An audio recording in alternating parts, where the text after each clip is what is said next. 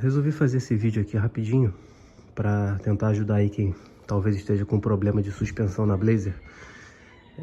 Você que já fez toda a parte de suspensão do carro, bieleta, bucha, amortecedor, batente, e o carro continua batendo, continua fazendo barulho quando passa em buraco, muito provavelmente pode ser os calços da carroceria, que são peças que ficam ali entre o chassi e a carroceria do carro, que ajudam a amortecer o impacto, né? Várias caminhonetes têm essa peça.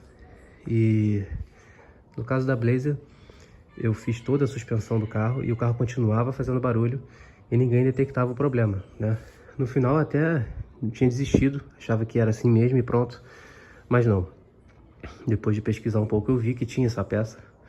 Comprei o kit no Mercado Livre, paguei cerca de R$200, 250, alguma coisa assim, kit completo.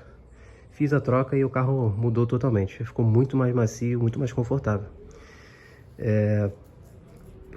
No caso desse carro são 8 calços, 3 desse lado aqui, 3 do outro lado, 2 aqui na frente e 2 lá na traseira.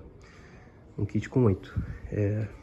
Aí muitos mecânicos esquecem dessa peça, não falam para você trocar, só focam aqui na parte de suspensão. E alguns falam, precisa de lanterneiro para trocar, tem que levar na funilaria para tirar a carroceria do chassi.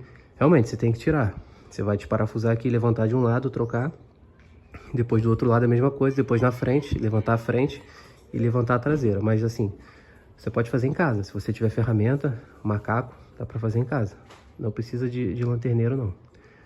Eu vou deitar ali para mostrar onde fica a peça, para vocês entenderem melhor. Essa é a peça. São 3 peças de cada lado do carro, né? 2 na frente e 2 atrás. No caso desse carro aqui, eram originais ainda de 96. Então está em 2024, né? São 28 anos. Vocês podem imaginar o estado que tava. Não tinha mais nada, né? Nada. No canal do meu amigo Fernando Brandão, se vocês botarem no YouTube, tem um vídeo da gente trocando essas peças desse carro aqui, explicando direitinho como é que faz. Vou ver se eu consigo deixar o link aqui na descrição ou nos comentários para vocês darem uma olhada lá, quem tiver com dúvida como é que faz e tal.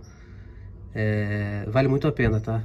Não é caro, dá para você fazer em casa se você tiver espaço, e muda muito o carro, muda muito, fica muito mais confortável. Talvez você esteja quebrando a cabeça aí porque que seu carro tá fazendo barulho, e pode ser essa peça aqui, tá? Espero ter ajudado aí. Qualquer dúvida vocês deixem nos comentários aí. Valeu, um abraço.